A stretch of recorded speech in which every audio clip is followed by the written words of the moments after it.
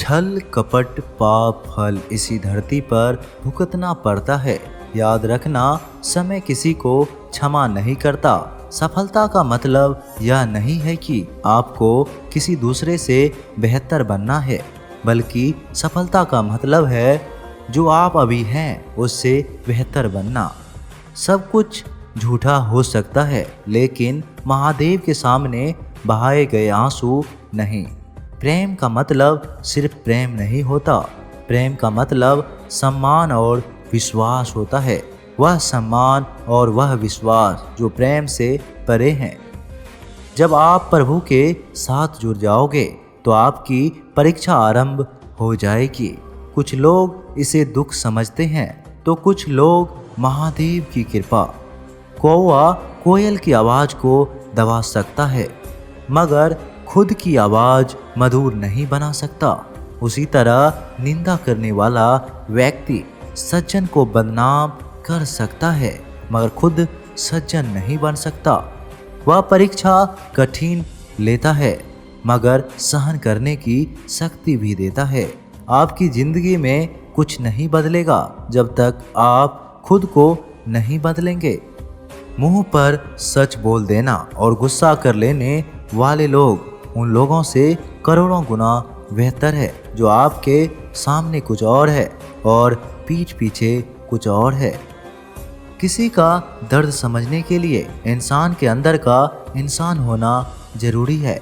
अगर अकेलापन है तो उसे एक वरदान समझो, क्योंकि परमात्मा ने तुम्हें खुद में सुधार लाने का थोड़ा अधिक समय दे दिया है। अकेले रहने का आनंद लेना सीखो, क्योंकि कोई भी हमेशा के लिए आपके साथ नहीं होगा। वक्त की एक आदत बहुत अच्छी है, जैसे भी हो गुजर जाता है। कामयाब इंसान खुश रहे ना रहे, खुश रहने वाला इंसान कामयाब जरूर होता है।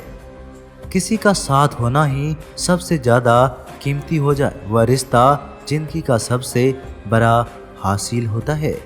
जब सुखी हो तो महादेव को मत भूलना, और जब दुखी हो तो महादेव पर विश्वास रखना। उन्हें छोड़ देना उचित है जो आपके होने का मूल्य नहीं जानते। यदि जगत में प्रत्येक कार्य मनुष्य द्वारा संभव होता तो महादेव का अस्तित्व ही नहीं होता। जहाँ से तुम्हारे प्रश्न का अंत होता है, वहीं से मेरा अर्थात महादेव का कार्य प्रारंभ होता है।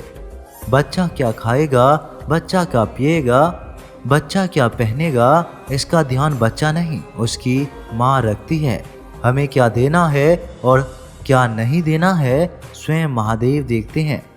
झूठ और दिखावे की रफ्तार कितनी भी तेज हो, पर मंजिल केवल सच ही पहुंचता है। लोग रंग बदलते हैं, डमरू वाला वक्त बदल देता है। मन एक सुंदर सेवक और खतरनाक स्वामी है। मनुष्य को जीवन की चुनौतियों से भागना नहीं चाहिए और ना ही भाग्य और महादेव की इच्छा जैसे बहानों का प्रयोग करना चाहिए। शांत बने रहो जब तक तुम्हारा सही वक्त नहीं आ जाता। इंसान की सबसे अच्छा मित्र स्वयं की आत्मा और मन होता है, जो अच्छी बातों पर शाबाशी देता है और बुरी बातों पर झंझोड़ता है। खाली हाथ आए हैं और खाली हाथ ही जाओगे। जो आज तुम्हारा है कल किसी और का होगा, इसलिए जो कुछ भी तू करता है उसे महादेव को अर्पण करता चल। स्वास्थ्य सबसे बड़ा उपहार है, संतोष सबसे बड़ा धन है, वफादारी सबसे बड़ा संबंध है। छल करोगे तो छल मिलेगा, आज नहीं तो कल मिलेगा। जियोगे जिंदगी सच्चाई से, सुकून हर पल मिलेगा। उपवास हमेशा अन्न का ही क्यों, लोभ लालच घृणा चुगली क्रोध और गंदे विचारों का भी होना चाहिए। मन का संकल्प और शरीर का प्रक्रम यदि किसी काम में पूरी तरह लगा दिया जाए तो सफलता अवश्य मिलती है। भाग्य के दरवाजे पर पिटने से बेहतर है कर्मों का तूफान पैदा करें, दरवाजे अपने आप खुल जाएंगे। क्रोध की अवस्था में भ्रम जन्म लेता है, भ्रम बुद्धि को नष्ट कर देता है, बुद्धि के नष्ट होते ही व्यक्ति का पतन हो जाता है। पानी मर्यादा छोड़े तो विनाश होता है, यदि वाणी मर्यादा छोड़े तो सर्वनाश होता है। किसी को धोखा देना एक कर्ज है जो आपको किसी और के हाथों एक दिन जरूर मिलेगा। कलयुग है, हमेशा तैयारी के साथ ही रहना। मौसम और इंसान कब बदल जाए इसका कोई भरोसा नहीं। महादेव कहते हैं तुम मेरी ओर देखोगे तो मैं भी तुम्हारी ओर देखूंगा। तुम जिस भाव से मुझे याद करोगे उसी भाव से मैं तुम्हारे पास आऊंगा। बदला लेने के लिए मत सोचो, आराम से बैठो।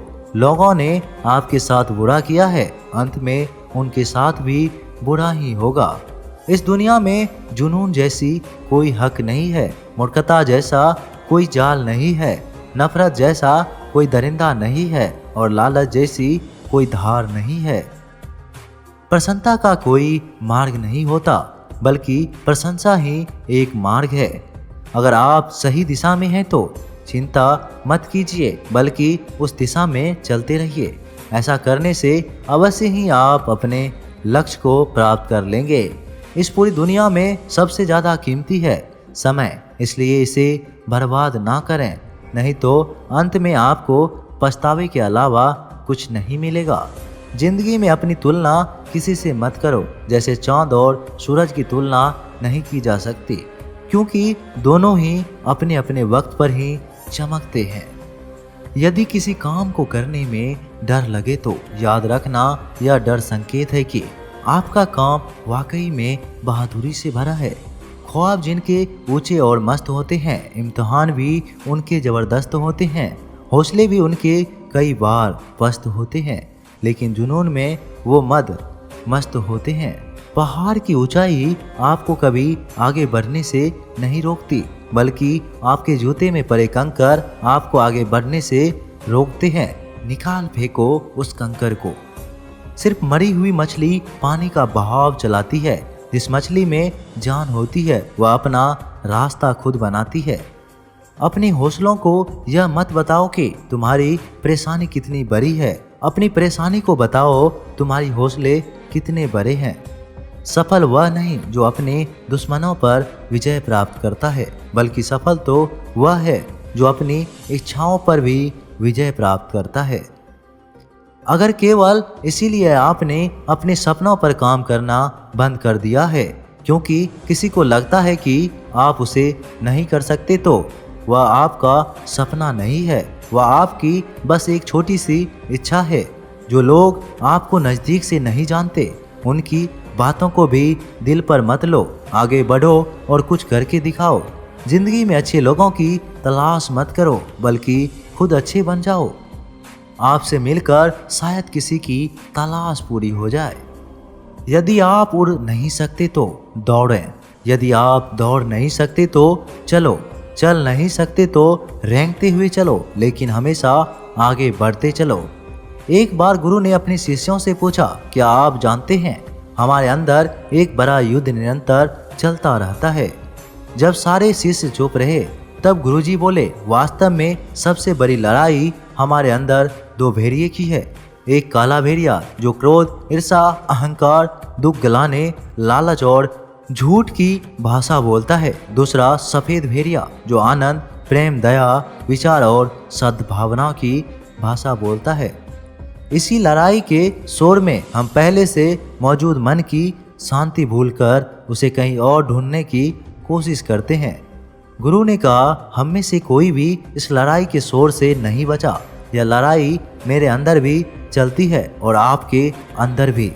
शिष्य ने गुरु की बात ध्यान से सुनी और पूछा, गुरुजी, इस लड़ाई में जीत किसकी होगी? गुरु ने कहा, वही भेड़िया जीतेगा जिसे तुम खाना दोगे। खाना देने का मतलब है हमारे पास शक्ति है ध्यान देने की। हम जिस भेड़िए की बातों पर ध्यान देंगे वह बड़ा और ताकतवर होता जाएगा।